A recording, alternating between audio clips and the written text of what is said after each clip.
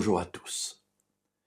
Nous vivons dans un monde de péché, et le péché, ça n'est pas simplement quelque chose qui va toucher notre relation avec les autres, mais c'est aussi, j'allais dire, un bain général dans lequel nous nous trouvons et qui fait que nous avons aussi des maladies dans notre vie. Alors certaines maladies sont directement le résultat de mauvaises habitudes de vie que nous avons. Je peux fumer, boire, ne pas dormir assez, avoir une vie dissolue, et tout cela aura des répercussions sur ma vie et sur ma santé. De la même manière, si j'ai une hygiène de vie correcte, eh bien certaines maladies ne me toucheront pas ou me toucheront moins. Je connaissais une famille dont la fille est morte d'un cancer des poumons alors qu'elle n'avait jamais fumé.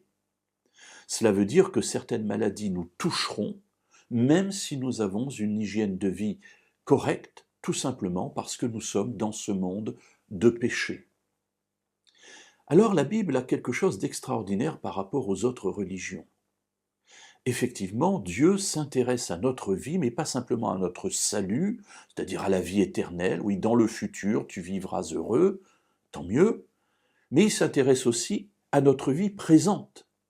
Et il nous donne des règles pour vivre mieux, pour vivre bien dans le monde présent, et particulièrement des règles de santé, parce que Dieu s'intéresse à notre santé.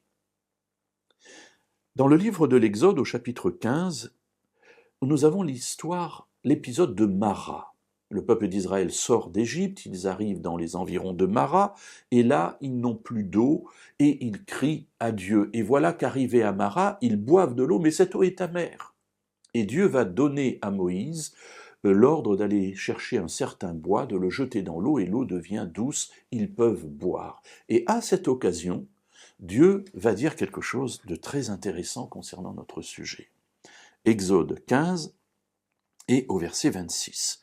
« Si tu écoutes attentivement la voix de l'Éternel ton Dieu, si tu fais ce qui est droit à ses yeux, si tu prêtes l'oreille à ses commandements, et si tu observes toutes ses prescriptions, je ne t'infligerai aucune des maladies que j'ai infligées aux Égyptiens, car je suis l'Éternel qui te guérit. » Très intéressant, plusieurs éléments. Tout d'abord, Dieu a infligé des maladies aux Égyptiens.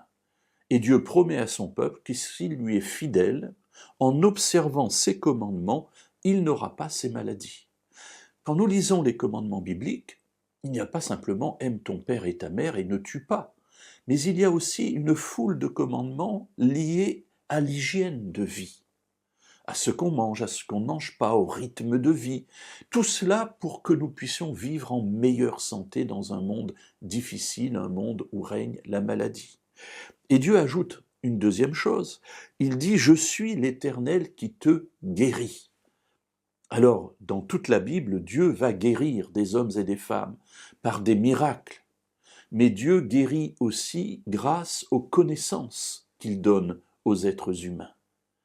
Ainsi, lorsque ma femme a eu son cancer et qu'elle a été guérie, soignée et guérie, eh bien, nous avons remercié Dieu qui a donné de l'intelligence aux êtres humains pour pouvoir ainsi, par eux, proposer des traitements, des opérations à mon épouse qui s'en est sortie. Alors, mes amis, ça n'est pas le cas de tout le monde. Parfois, la maladie fait mourir. Mais en tout cas, parfois, on est guéri. Eh bien, même s'il n'y a pas eu une intervention directe de Dieu a priori, nous remercions toujours Dieu parce que pour nous, l'Éternel restera toujours celui qui guérit.